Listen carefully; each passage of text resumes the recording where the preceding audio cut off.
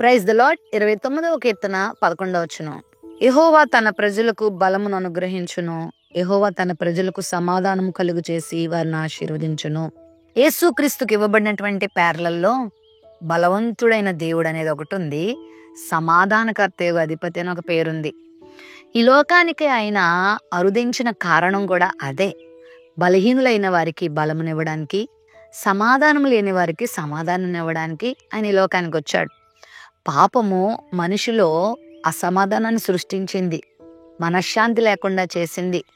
పాపము మనిషిని దేవుని నుండి దూరం చేసింది, ఆశీర్వదించబడకుండా చేసింది. పాపంలో మునిగి తేలుతున్న వ్యక్తి ఏదో ఒక రోజు నీచ నరకానికి వెళ్ళిపోతున్నాడు.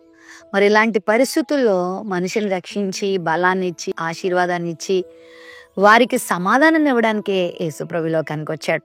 ఆయన స్పష్టంగా డైరెక్ట్గా ఇస్తున్న వాగ్దానం ఏంటంటే, తన యందు విశ్వాసం ఉంచి వారికి ఆయన బలమునిస్తాడు.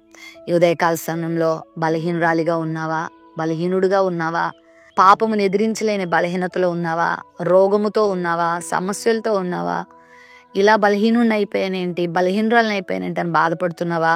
నా జీవితంలో సమాధానం లేదు, ఆనందం లేదు, దుఃఖమే నా జీవితంలో రాజ్యం వెళ్తుంది అని బాధపడుతున్నావా?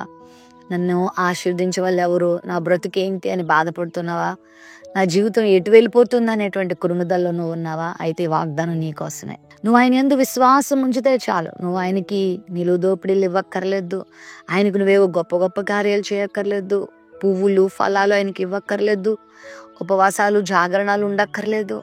ఇదిగో నువ్వు ఆయన దగ్గరకు వచ్చి, ప్రభువా పాపినైన నన్ను కరుణించు, నన్ను బిడ్డగా చేసుకో అని ఆయన బిడ్డగా మారితే నువ్వు అడిగిందల్లా ఆయన నీకు ఇస్తాడు. నీకు ఆయన బలాన్ని ఇస్తాడు. ఒకవేళ జీవిత సమస్యల్లో ఓడిపోయి కృంగిపోయి నీరైపోయావా, దేవుడు నిన్ను లేపుతాడు. నీలా నాలా బలహీనంగా అయిపోయినటువంటి అనేక మందికి ఆయన బలాన్ని ఇచ్చి వారి చేత గొప్ప కార్యాలు జరిగించిన దేవుడున్నాడు. నీ జీవితంలో అట్టి కార్యం చేస్తాడు. మరలా నీకు దేవుడు సంతోషాన్ని ఇస్తాడు, ఆనందాన్ని ఇస్తాడు. హృదయమారా ప్రభును స్తుతించేలాంటి జీవితం నీకు ఇచ్చి గొప్ప కార్యాలు నీ జీవితంలో జరిగిస్తాడు. ప్రేమ నమ్మకం కలిగిన మా తండ్రి, బలహీనులు బలపరిచేవాడా, శక్తిహీనులు బలపరిచేవాడా, దీవించేవాడా, నీకు స్తోత్రాలు.